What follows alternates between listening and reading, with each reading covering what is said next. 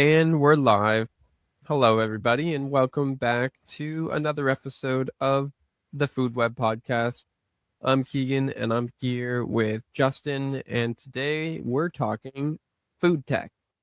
Food tech, as we've just recently found out, is a category of six, apparently, as defined by who? Justin, who says it's a category of six exactly? The Digital Food Lab. The Digital Food Lab. Okay, so we'll dive into each one of those categories and give each of them their due, talking in depth about what each one of them are and what constitutes something being in that category.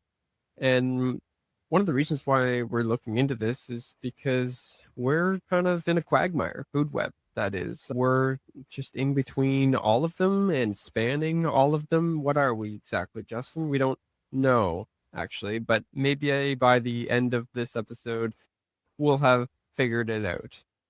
So if you're just tuning into Food Web, the Food Web podcast for the first time, welcome. My name's Keegan. I'm the CTO, and Justin Andrews is the CEO. Thanks for joining. On the Food Web podcast, we're tracking the Food Web journey, where we started, where we're going, how's it going, what's growth look like, how we're navigating this crazy space, how many mouths are we feeding. All of that is covered on a weekly basis, and then we pick a little topic each week to dive into, and sometimes we have guests, sometimes we'll pick Q&A. I mean, this podcast is live. We're live on LinkedIn and Instagram. This time, what is this time, Justin? It's Eastern 11 time. 11 a.m. Thank Eastern. you. There you go. Yeah, I'm in Keegan right now. tuning in from India, so our time zone dance is a little silly at the moment, but yeah, 11 on Wednesdays every week we go live here. Or thereabouts. But otherwise, you can catch us on YouTube and Spotify. Give us a follow, like, subscribe. That helps our channel grow. Why would you want to help our channel grow? It's because we're trying to feed people. That's why. And we all eat.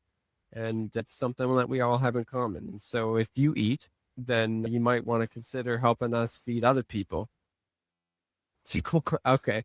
Enough about that. Let's actually dive into the topic of the day there, Justin. So I'll have you just take us away and introduce the topic. I'm going to be a bit of not a passive observer, but like the curious guy that knows nothing. That's the role that I'll play here today. So yes, sir, take it away.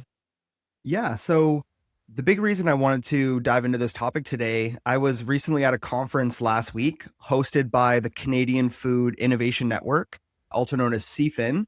And they hosted a conference called Food 4.0, and it was all about food tech. And anybody in the kind of Web3 space, we're always adding numbers to things and deciding something was version 2 and something's version 3. Apparently, food is going through a movement, and we're now working on food version 4. I'm not sure exactly what the defining characteristics of what food 1, food 2, and food 3 were all about. But according to the Canadian Food Innovation Network, we are now moving towards food 4.0. And in many ways, we know this is true, right? Like we see a lot of things changing. We see climate change really changing how things are farmed. We're seeing hydroponic agriculture become more and more and more prevalent, big indoor greenhouses, vertical gardening. A lot of these trends have been unfolding over the last decade or so, but things are really amping up. We're also starting to see lab-grown meat start to hit the market and all sorts of different technologies, farming robots, drones that fly over the farm that can detect soil moisture. There's all of this technological revolution happening in the food space, and it's getting a lot of attention, and it's also getting a lot of funding.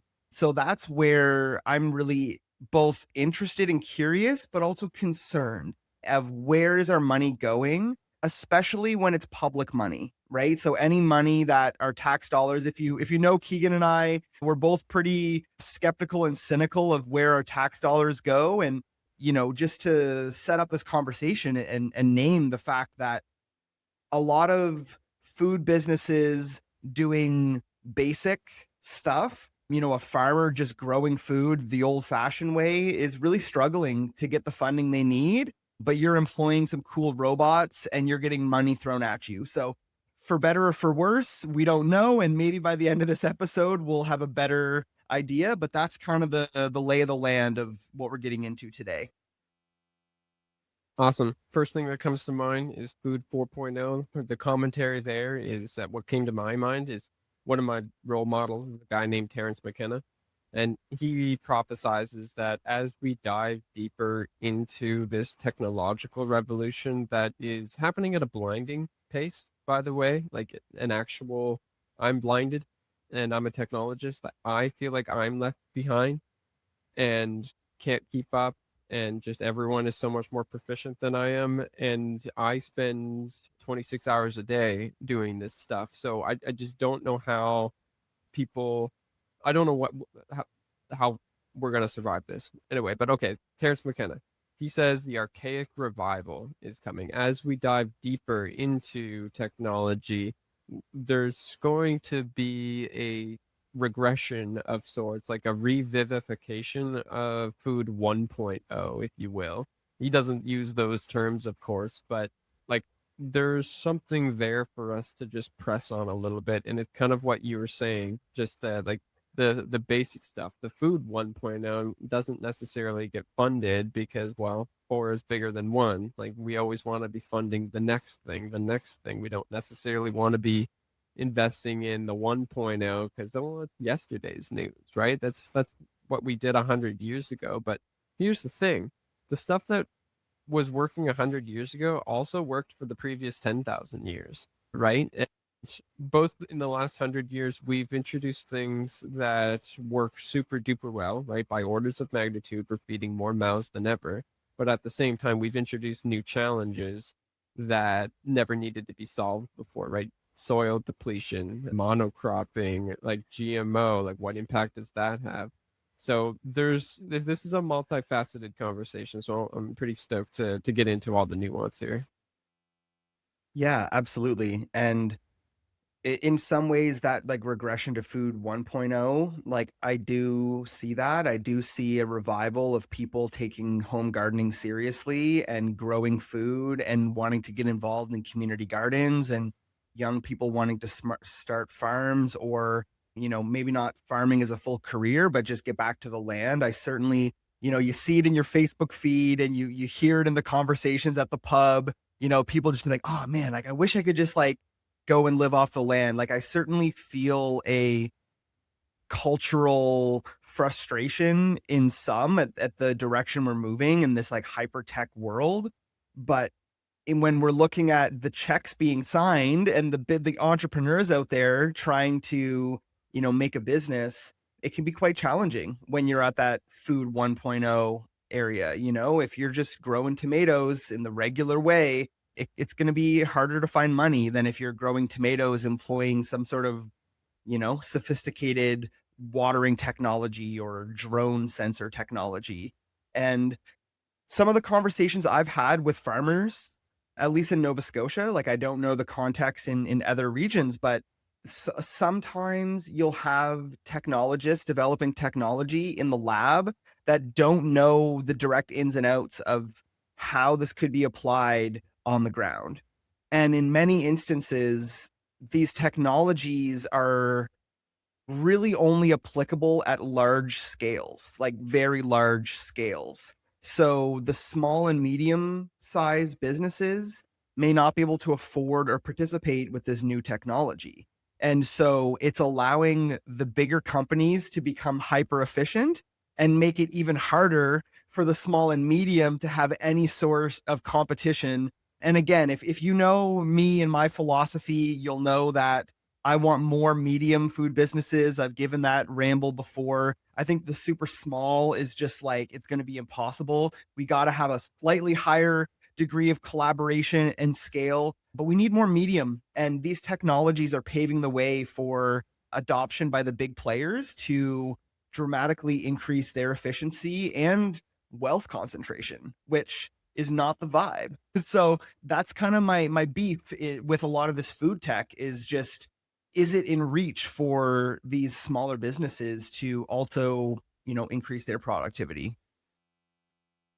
Right on, and nice insertion of that pun there. That's your beef. So let's actually get into those 6 categories there, Justin, and tackle them one at a time, and give each one its proper time on air. So pick anyone you like, and let's just see what comes up. Yeah, sure. So first, I'll just read all six to just so you know where we're going, and then we'll go into them one by one. But food tech has 6 categories, and I would love anybody listening to help tell us where food web falls, because as Keegan said, we often seem to straddle multiple categories. But we have ag tech. So on the farming side, we have food science, we have food service, we have consumer tech, we have delivery, and we have supply chain. So just starting briefly on the ag tech side, I talked a little bit about that already, so we won't spend as much time on that one. But we think robots that can harvest food. We think of sensor technology that can measure water. And in some ways, this can be a really good thing, right? If we have sensors that can tell us which fields need to be watered and when, so we're not just watering when we don't need to, if we're going to face future water scarcity, 9 times out of 10, I'm not here to say that any of this technology is bad. It's about who has access, who's getting the funding, and who can participate. Those are really the questions at play here. So in a lot of ways, technology is cool. So I'm not a Luddite anti-tech in this conversation. I just want to put that out there for anybody listening. I'm just really skeptical on really how this is getting rolled out. And okay, so I'll tell a quick story on ag tech here as well. My friend Daniel Mahoney, he worked on a blueberry crop, a blueberry farm one summer, okay? And his job was to run these drone robots, and they would zoom up into the field over top, and they would perform a scan of this whole field, okay? And then that scan would then be fed into a program that analyzes the shades of green over the entire field. And that shades of that mapping of shades of green on the blueberry field would then inform the automated crop sprayer, the pesticide, essentially, the pesticide spray, the fertilizer. And so before this technology, they would just spray a uniform amount of the fertilizer and spray over this field on a periodic basis, like twice a week, just spray this much on this part of on every part of the field, right? After this technology, this mapping, this analysis fed into the sprayer. And so the sprayer in real time, as it's moving over the field, would be informed on, okay, this piece needs less, this piece needs more, this piece needs none, this piece, et cetera, right? And so what is the downstream effect of that? Actually, it's less chemicals get used, right? If you're spraying a uniform amount twice a week, this drone needs to go, it goes up, it says, okay, well, actually, you can skip this spraying, right? You don't need to do the spraying twice a week. This week, you only need to do it once. Or maybe you do need to do it twice a week, but only that spot in the bottom left-hand corner of your crop, right? So, like, it's a double-edged sword. It's like, I'm not super stoked about pesticides and what have you, but if you're going to use them, because like basically many operations do use them, then I would hope that you're using them according to how much they're needed. And if you're using, like, right, like, I want my farmers to also be more profitable. So if you're growing a blueberry farm, that chemical costs a lot of money.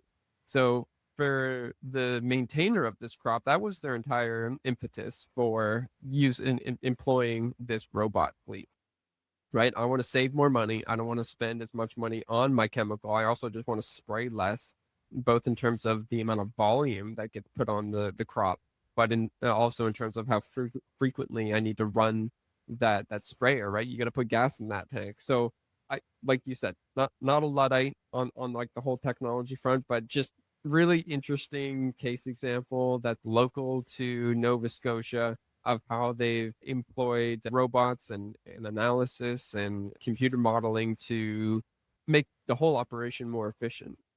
Now, who can access that. Exactly, Justin. That doesn't sound like a $40,000 setup fee. Like that sounds like someone had to apply for like a $1.2 million grant sort of situation to get that all up and running. What are your like? How's that story sit with you?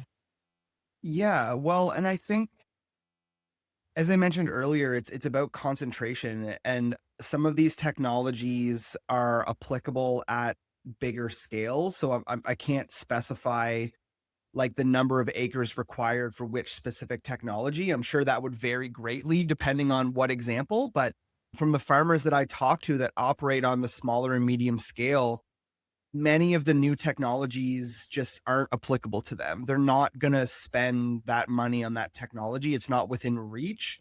And they just can't justify it at the scale they're at. So if you have like a 10,000 acre blueberry farm, yeah, man, like awesome, use less pesticides, right? But the smaller folks, might not be able to participate in that thing. And I know somebody out there that's deep in that space would be like, "Oh, well, the price will eventually come down like it always does." And it's like, okay, sure, like okay, that might be true. Like TVs used to be more expensive than they are, and then they got cheaper. Like we know that as technology advances, prices can sometimes come down, but it's like, are we designing the technology to be applicable from day one for these other enterprises, right? How can participation be wider adopted Enabled. from day one? Right. Yeah.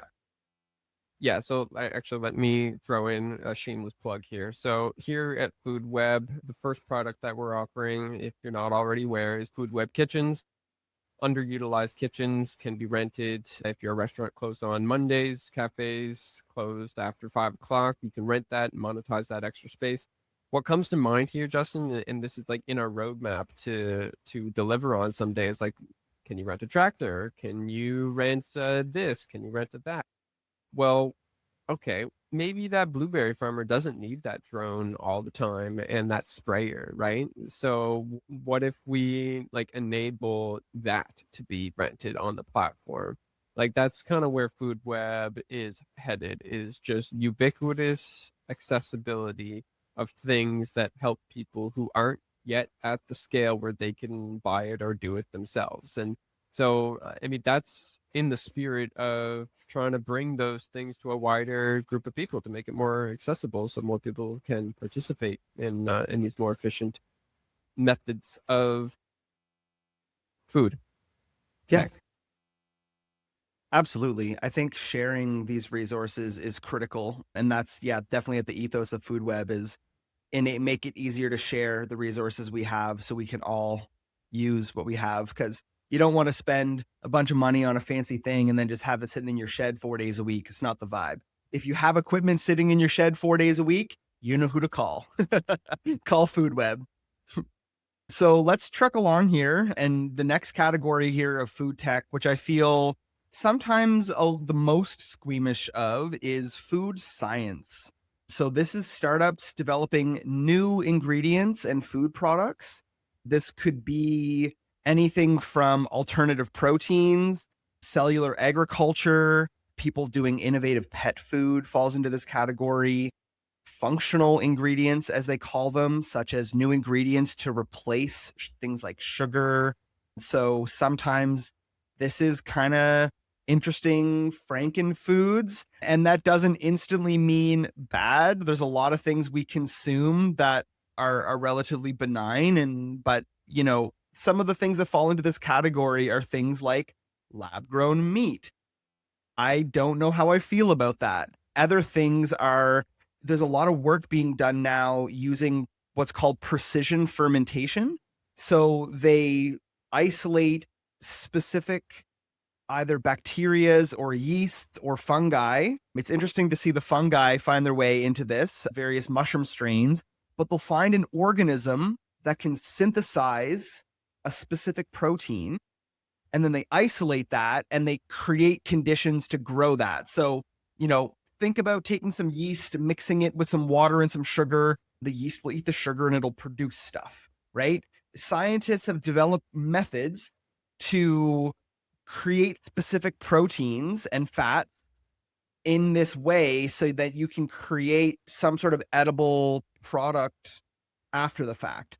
So instead of, the debate between being vegan versus being a carnivore has gotten a lot more nuanced here, because it's like, okay, you could just eat chicken for your protein, or you could eat lentils for your protein. Now you have another option, is you could eat weird sludge pressed into veggie burgers for your protein. And some will say that it's healthier and it doesn't have, all the processed oil and fat that like the current plant-based burgers on the market have. It's actually just pure protein and fat and blah blah blah. But there's some like pretty hardcore like bioscience that went into this. Yeah, it's just interesting to see this like rapid development. Yeah, I feel a little interesting. And one of the things that I feel the most on, and then I'll pass it back to you here, Keeg, is we talk about this a lot about central points of failure, right? Having the capacity for a central point of failure in the food system is just not good. So if you have one chicken farm and it burns down, you're screwed because your one farm burned down. If you have 100 small chicken farms, if one burns down, you still have 99 chicken farms. So this same logic translates into the food science realm. If you're going to be producing protein in like giant steel vats in some laboratory, what happens if the laboratory burns down? Or we're investing in concentrating food production into these like super high tech areas. So, the health or not health of the product is one thing, but again, this food science category feels a little bit heavier on the like the wealth and supply concentration, and that's where I kind of push back the most in this category. Yeah, I don't necessarily have anything to comment on those areas that you touched on, Justin. But while you're speaking, like I conjured some other ideas because people are doing wild things these days, and so I wanted to percolate up those food science ideas and add them to the conversation for the sake of it. And but okay, before I go there though, I will come like ask a couple questions just because I've got more questions than I do answers when it comes to nutrition. Like we've come a long way, but here's something I still don't know.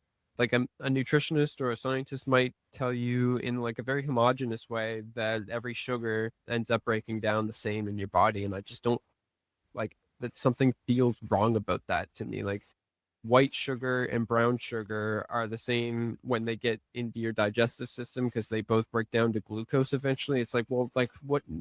There's something in between there that is getting lost in the discussion, right?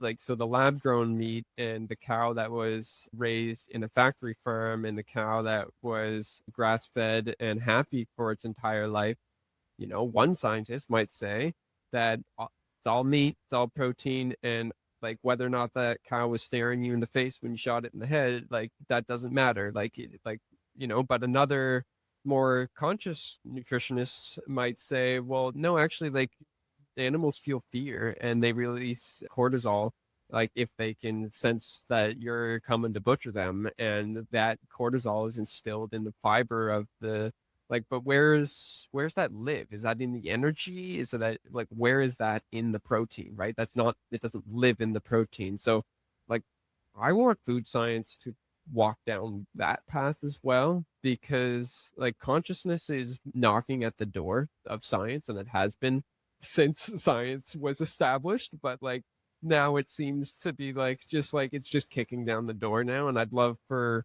consciousness to make that loud entrance into food as well, especially like animal food. Like what is the right humane way to slaughter an animal and eat it? Because like I happen to like chicken, I happen to like fish. They're really happy, nutritious, complete proteins for my body. So like I want to keep eating them, but I also want to be conscious about eating them.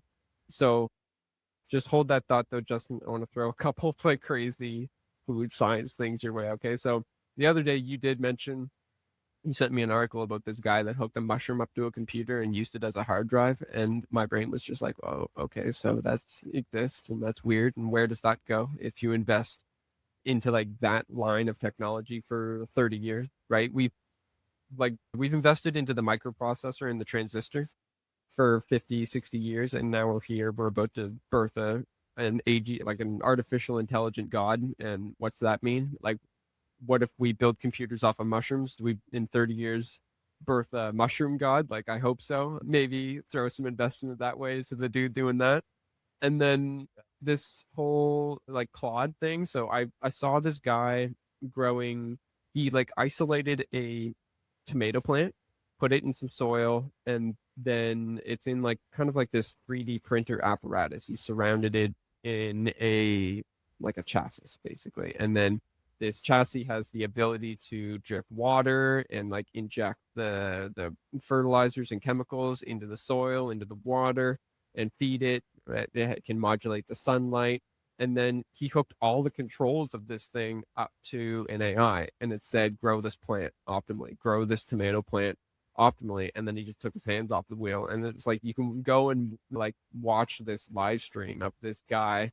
It's not even this guy, of this bot, this robot, this Claude machine growing this tomato plant, right? So, like food science, yes, proteins and yeasts and fungi being grown in vats and coming up with novel molecules, and like that was your addition, but like also, dude, things are getting weird. Things are just getting so weird in so many ways, and I wanted to feed that into the conversation here. Yeah, well, and yeah, things are certainly getting weird, and there's a world where, like, I remember having a conversation with Matt Winchester a couple of years ago.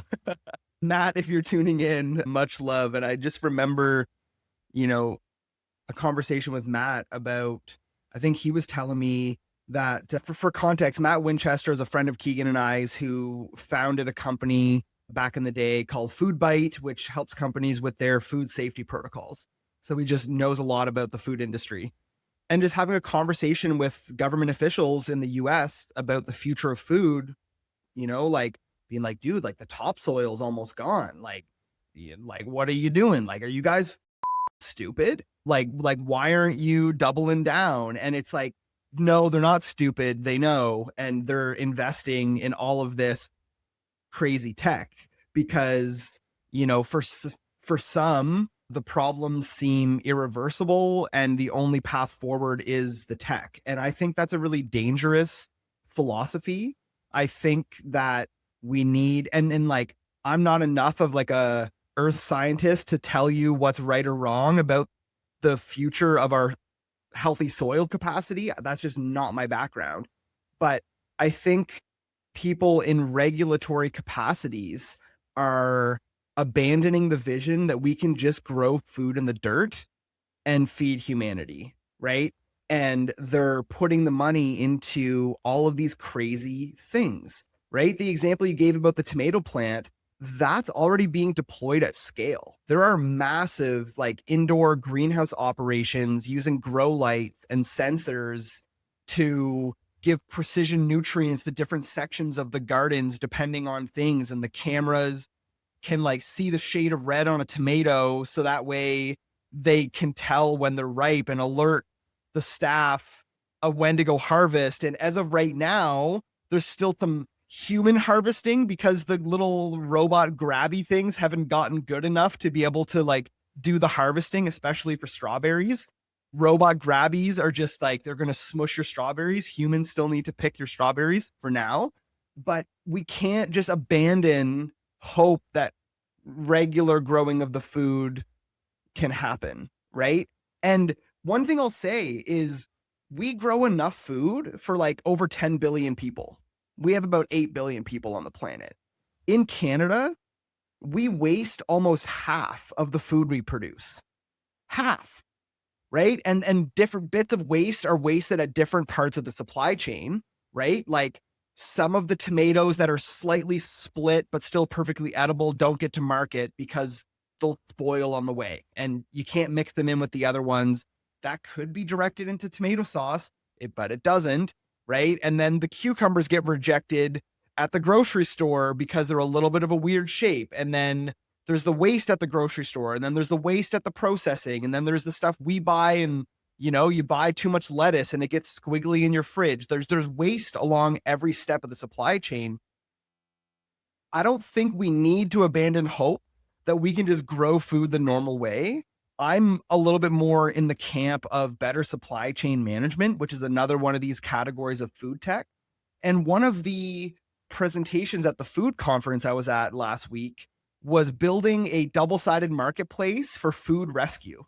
So basically making it easier for people to coordinate.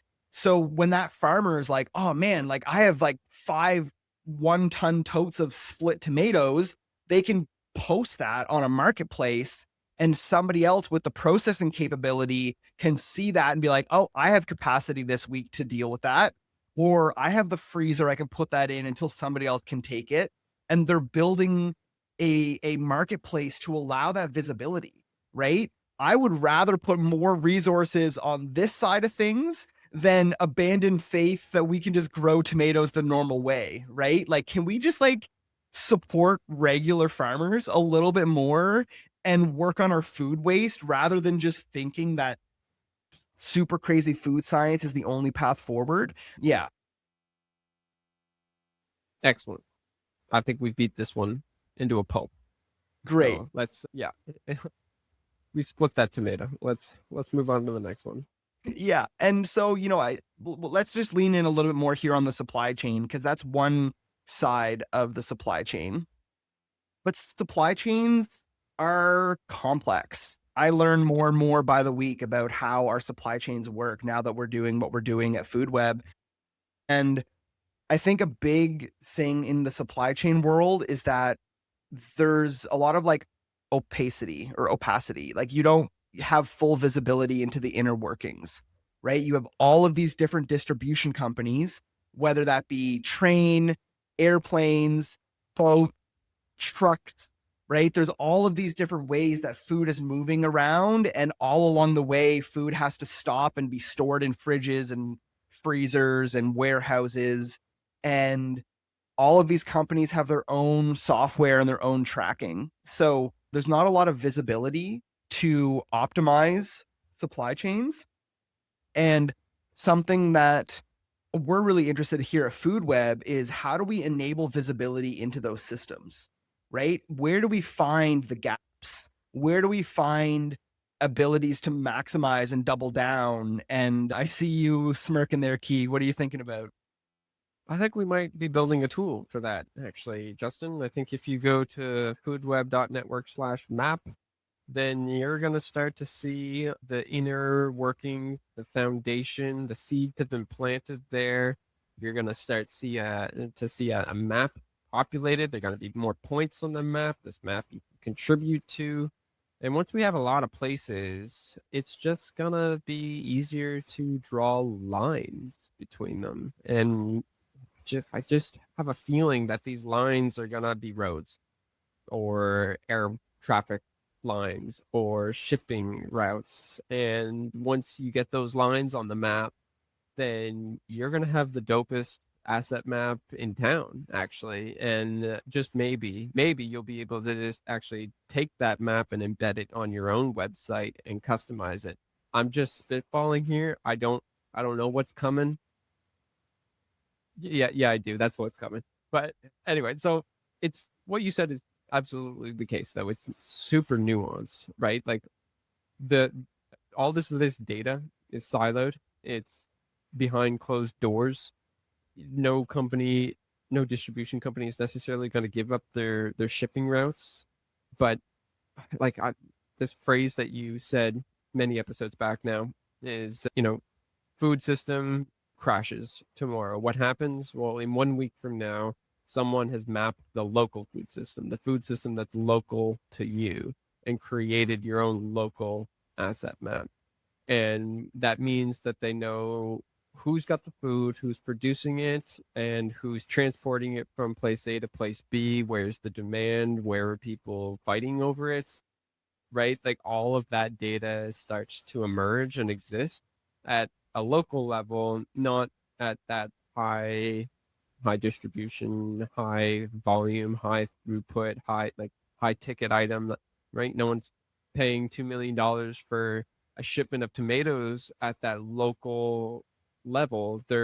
It's those 100, 200, 1,000, $10,000 ticket items. And that's also how food moves, right? That's how food used to move, but that's also how it moves today. It's just that stuff is definitely not mapped. That's not mapped by like anyone. And so that's a vision for us here at FoodWeb, is to get that supply chain a little less opaque, a little bit more transparent. Let's everyone see. Let's see what's going on. Let's watch it move in real time. Let's do that.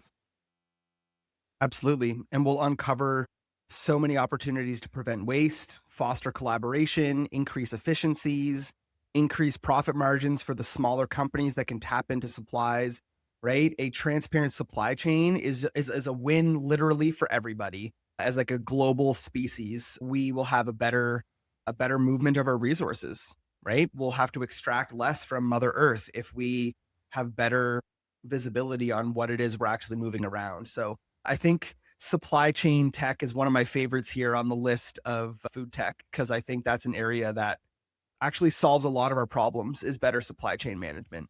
Yeah. So kudos to anybody else in the supply chain space, and reach out, if there's a way that we can integrate what you're doing into what we're doing at FoodWeb. Like, we have an API you can build on FoodWeb. You can use our base data layer to build and scale your infrastructure, right? You don't need to go and build a whole database of all of these entities. We're working on that. You can just write the code that goes on top of that data to actually function the tools.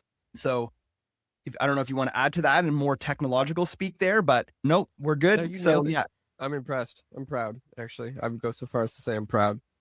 We can safely transition into, like, let's go to the delivery one, because that's, to me, I mean, I get the difference between supply chain and delivery, right? Delivery is taking it from a producer and bringing it to the end consumer of the food, but like delivery is also what happens in between the supply chain, right? Like, how I'm curious to know how you would differentiate the two, because to me they're almost one and the same thing. Well, supply chain is many deliveries, right? right. Well, so just following the modality listed here from the Digital Food Lab on the breakdown of these categories of food tech, they're looking at delivery as things like meal kits, restaurant delivery, robots that deliver your food. Like Uber Eats can be delivered to you now in a robot in some cities around the world. So it's less about the movement of like the raw products. That's still following in supply chain.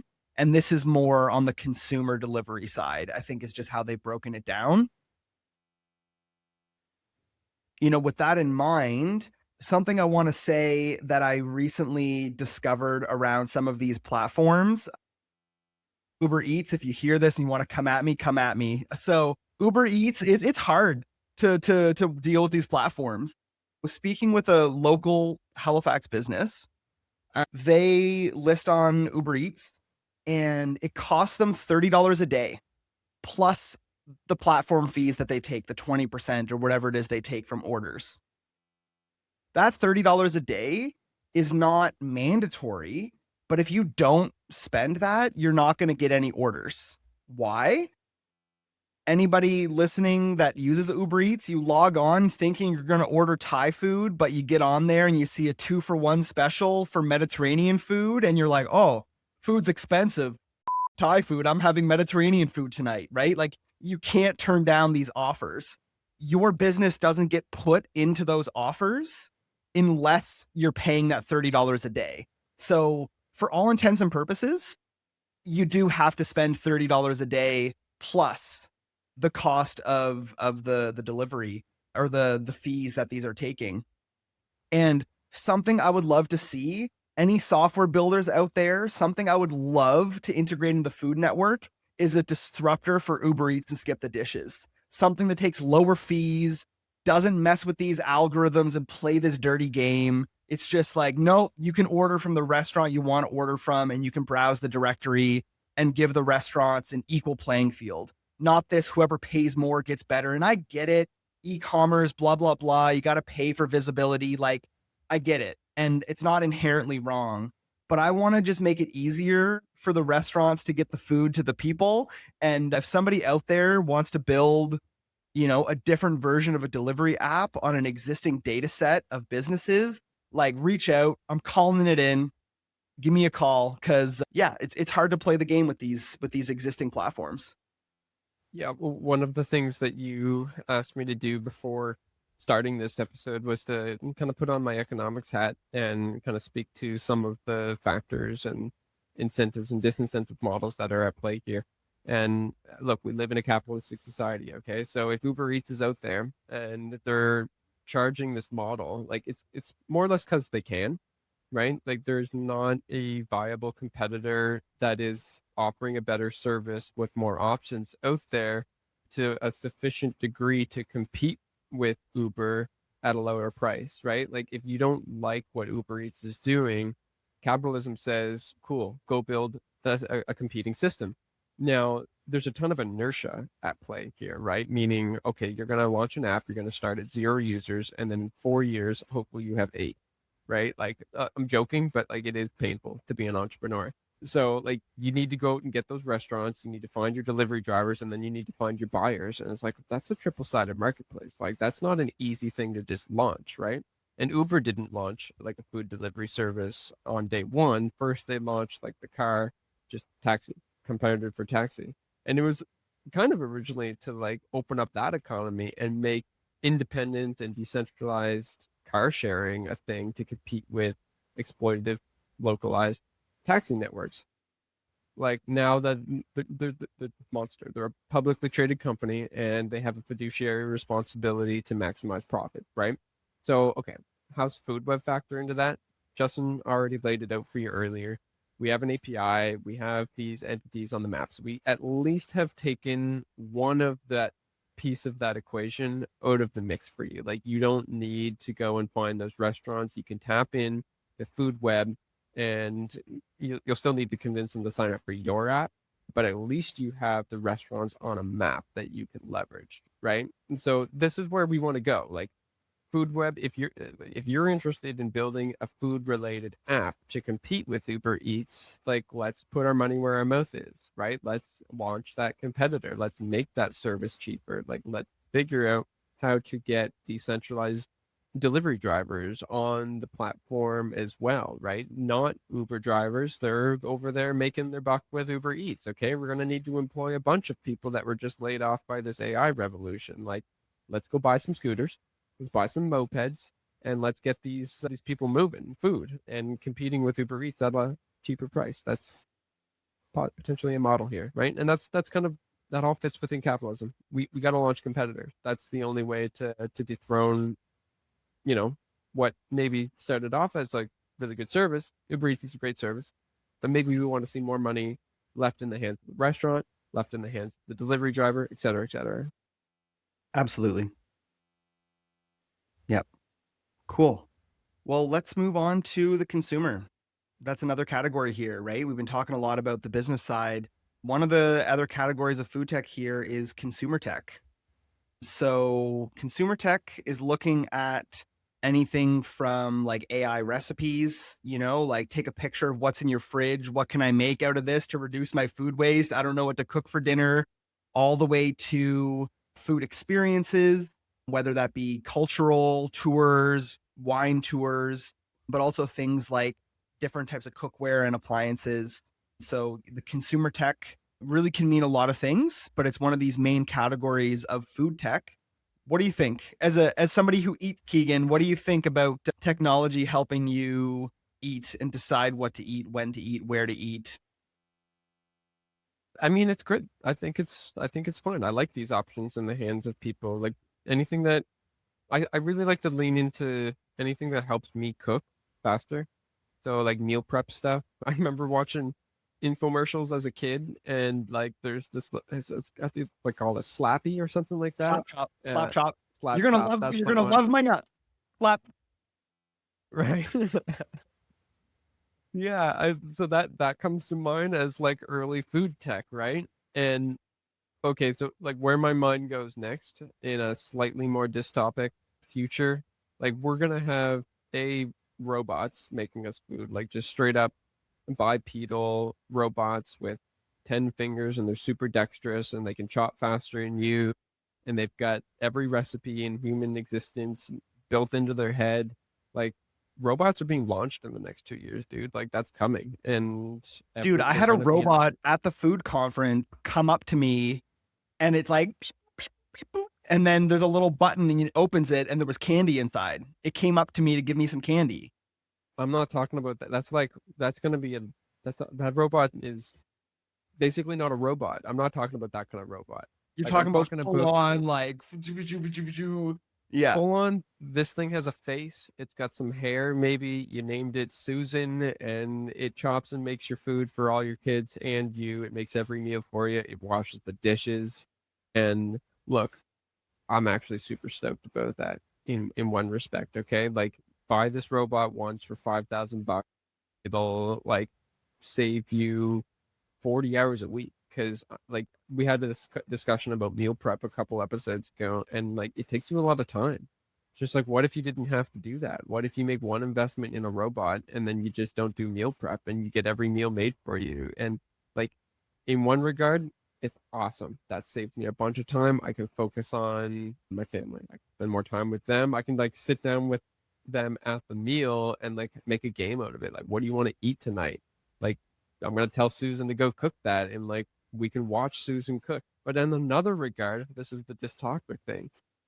We then lose the like ability over time to know how to cook food. Like that's essential, man. Like that's a hell of a trade-off.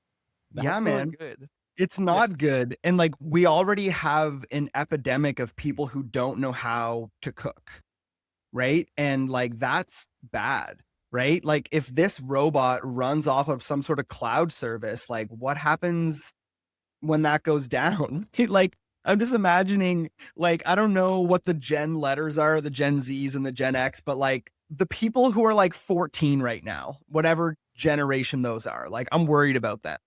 And like they, aren't being taught how to cook. Home ec has been gone from school forever. Like they become 25 and they have robots. And like, what happens if the cloud goes down for a week? And like, what are they gonna do? Like they have all these ingredients in their fridge, but like they don't know what to do, right? Like, people not knowing how to cook is is tragic. It's absolutely tragic. And it's it also plays hugely into affordability, right? Like Canada saw record rates of food bank usage this year, right? Like food banks have to record the number of people that visit them. That's publicly available data. They need that to get their funding. Like more people than ever are relying on food banks to make sure that they can feed themselves and their family.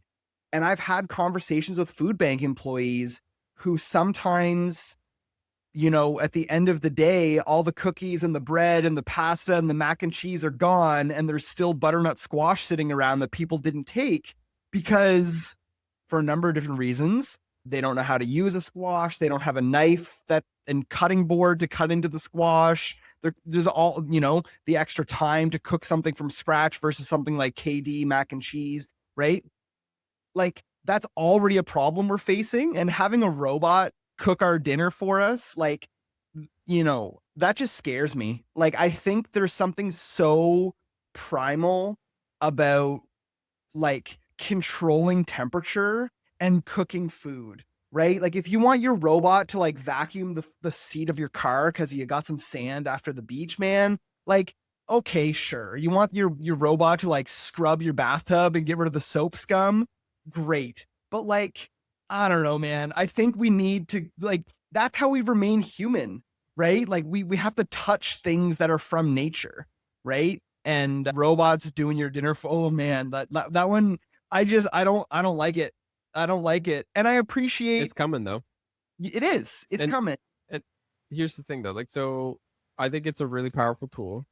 And just like any tool, it comes to us in a state of neutrality, in the sense that some people are gonna use it to cook on the weekdays, and then they're gonna make a rule for themselves that they cook on the weekends because the weekends are for them. And the reason why the weekends are for them is because the robot cooks for them throughout the week. Like I can, like I'm an entrepreneur. I happen to work every day of the week. I can't like just be like, oh, I'm gonna cook on Saturday. It's like, no, I need to get this business off the ground immediately, actually. So I'm not cooking anytime. I'm ordering every single meal out, actually, like right. So I think it'll come down to discipline and agency and choice, right? Like we're gonna be confronted. Some people are gonna lean super heavy into this robot thing and completely forget how to cook, and so are their children. And like those people are gonna end up in that situation, that dystopic situation that you just described of like you got a bunch of ingredients in the fridge and you have no idea how to cut a piece of corn. And then there's other people that are going to use these robots and be uber empowered by them and be disciplined about them. So like what I would love to see is a discipline revolution happen here because of this whole like AI transformation that we're all going through together right now. Like what is the antidote to that? Like we're all going to have a lot more time on our hands, but what are we going to do with our time? Like are we going to scroll? Yeah, probably a lot of us are going to do that. But how many of us are going to be like, oh, my goodness, I now have 30 more hours a week to spend with my daughter. Like, I'm going to choose that. Like, I hope that that's a lot of people, but I digress. I don't know the answer to that question. I just have to So, wait. Yeah. yeah, we've got just 5 more minutes left until we're at the hour there, Justin. Yeah, let's I think blast that through this last. We have one more category here, and I've been saving this one for the end on purpose because it's the one I feel okay, cool. a little No, spicy about. So, food service. So, startups reinventing the hospitality industry. So, creating conditions for restaurants to use, new tech, whether that's robotics or other technology. Now, I sent you a message there at the conference the other day because I was sitting in my seat at the conference and I was fuming.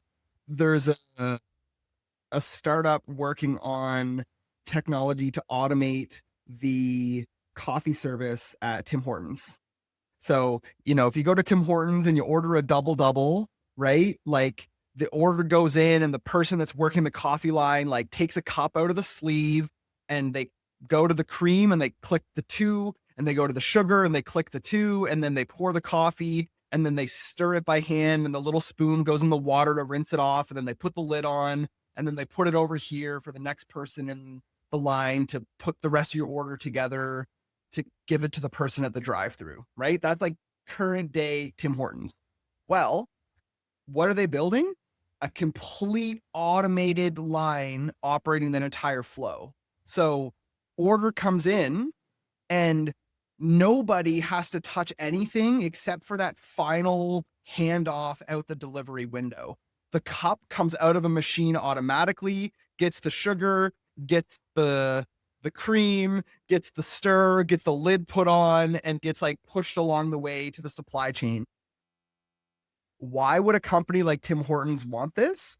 Because they have like, I don't know, how many Tim Hortons are there? Like there's thousands. quick Google search. How many Tim Hortons? There are over 5,000 Tim Hortons globally. That's one of them's here in India, actually. Like there's actually a Tim Hortons here at the mall locally, which is very strange for me to see. But yeah, continue your nice fiery rant here. Oh yeah. And it's just like as this technology develops and gets to a point where it's ready to be fully deployed, this is like tens of thousands of jobs gone, laid off. Like, if you don't need somebody to stir the coffee at Tim Hortons, and like, this machine is going to cost a bajillion dollars. Like, your local like cafe is not going to have an automated supply chain for their coffee. It's going to be very specialized to the specific size of a Tim Hortons cup and a specific size of the branded trademark lid of a Tim Hortons cup, right? This is going to allow Tim Hortons to like freaking 5x their profitability and lay off a whole bunch of people.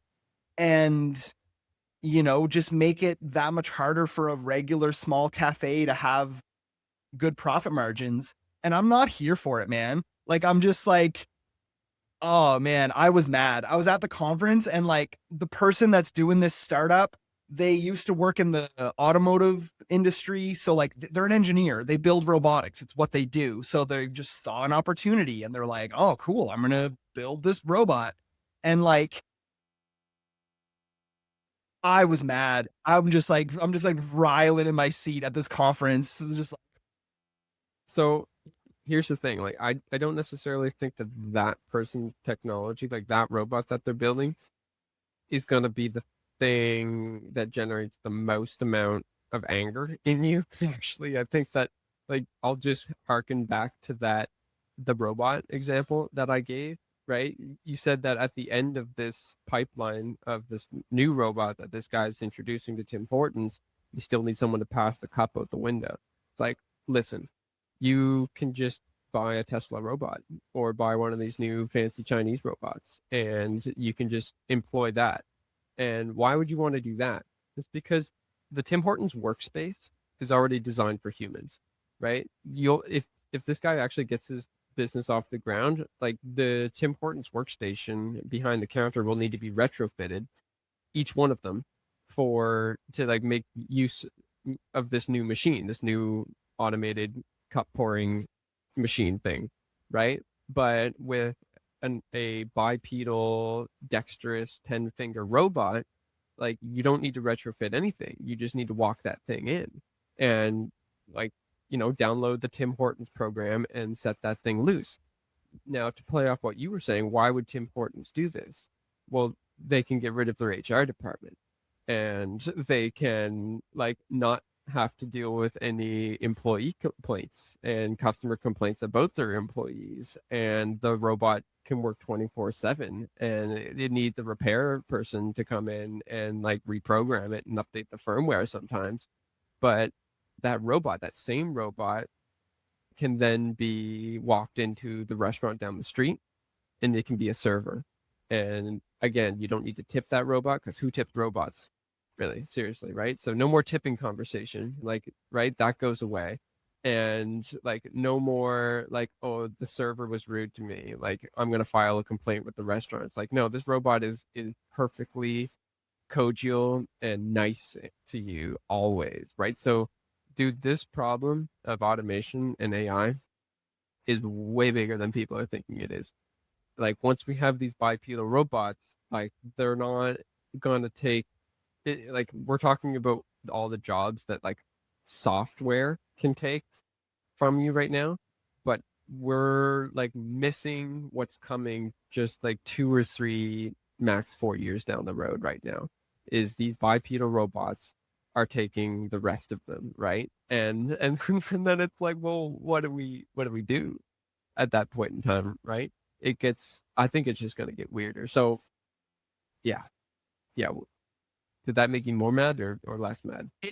No, it did, but it is giving me a sense of like, to close this out and to bring this home, and for like anybody that's following the food web journey, be like, why are you guys even like talking about this, right? Like, we're talking about this. Like, the purpose of this podcast is to help a better understand the food system. Knowledge is power. The more we know, the better we're equipped to build alternative solutions, right? So if we don't like these things, it's important that we know what's out there so we can, do what we want to see. What do we want to see?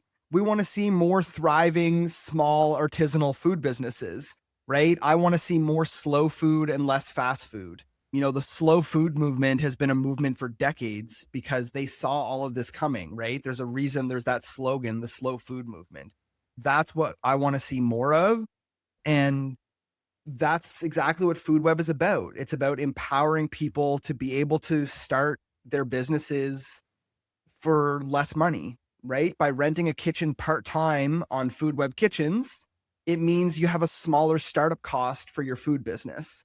And when we get to tractor rentals, it means you don't need to buy a $500,000 tractor. You can rent one from your neighbor.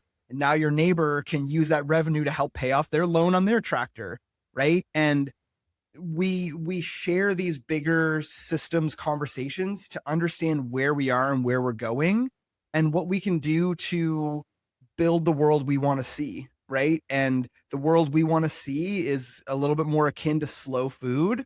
And if fast food starts serving robots at Tim Hortons, like, I don't go to Tim Hortons, but I think there's going to be some people that are going to be like stoked to get a coffee from a robot, and other people that are going to be like, I'm abandoning Tim Hortons and going to my other local cafe. And people are going to want what they want, and people are going to do what they're going to do.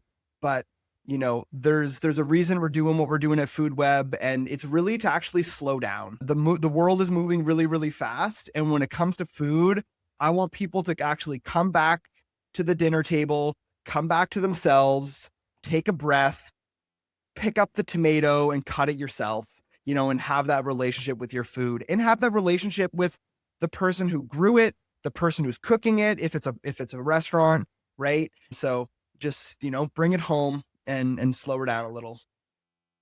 I love that, Justin. So that actually kind of brings us into a nice end point for this podcast, and a little micro prediction here of what's coming next. So I'll draw upon one of the things that often comes out of my mouth, which is you vote with your dollar, right? And like this is the micro prediction. You'll come to prefer services that are provided to you by a human, because even if that robot has been programmed with the ability to mimic facial expressions perfectly, you're still going to know whether or not that's a human on the other side of that body, right? And you're going to prefer a cafe that has like this stamp of authenticity that says, I am a human employer cafe, right? I'm not a cafe that employs robots. Like no robots work at this workplace. Like we already see consumer preferences taking a industrial trend, and they influence industry, right? Made with local, the local movement, GMO free, organic. These are consumer preferences. That is vote with your dollar in action. That's what that is. So my prediction would be that in the future we've got just that. We've got made with humans, or made by a human, or served to you by a human, all of that stuff. And if you want to see more of that, then just put your dollars there. Don't go to the Tim Hortons with the robots. And it might be as simple as that. Yeah, Justin, this is a good one. This is a really good episode. I'm really glad that we had this discussion. It is topical. It does touch food in many ways. So if you enjoyed this conversation, then you know where to like us. You should like us on LinkedIn, Instagram, Facebook. Go to YouTube, hit subscribe. If you're on Spotify, drop us a like, a follow, drop us a comment. Tell us what you liked, what you didn't like. Did we say something that you didn't agree with? Let us know. And we'll talk about it next time. Thanks, Justin. Cheers, everybody.